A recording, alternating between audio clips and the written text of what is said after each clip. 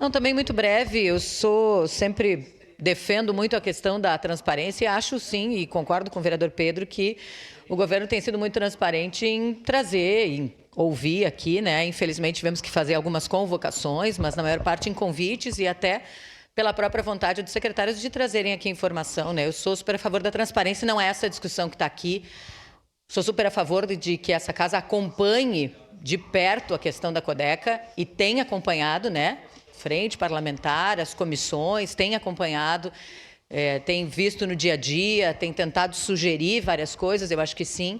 E só quero dizer que essa posição da base na questão do que já falou aqui o nosso líder, inclusive, da questão dessa banalização do pedido de informações, eu acho que é isso, né? Eu acho que o feio ou bonito é muito relativo, porque daí a gente também pode achar que é feio que um vereador venha aqui, ou uma vereadora, em algum momento, e diga, bom, então, a partir de agora, a gente coloca um pedido de informações por dia. A gente entende que um pedido de informações exige também que alguém pare o seu trabalho, que responda. Então, ninguém está dizendo que não é para responder, né? Mas talvez tenha outras formas de transparência, de resolução numa conversa, enfim. E são opiniões, né? Como eu sempre falo aqui, cada um vai defender aquilo que acredita.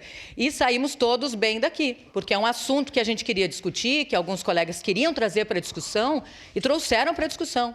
E vieram para essa casa e legitimamente colocaram o seu parecer.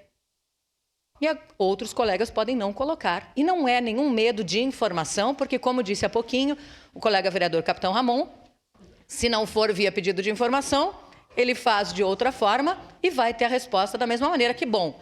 Eu, inclusive, penso que na questão da nossa avaliação do regimento, e que eu não consegui participar, porque já falei que naquele momento, naquele horário de segunda-feira, eu não conseguia participar, mas a gente podia até ter incluído algo, que na solicitação do pedido de informações, eu, por exemplo, que faço o pedido depois, tenho uma obrigação de, em tanto tempo, fazer esse retorno, como a gente faz com viagens, enfim. Acho que poderíamos ter pensado algo assim, para que eles sejam realmente efetivos. Essa é a minha posição e eu voto contra.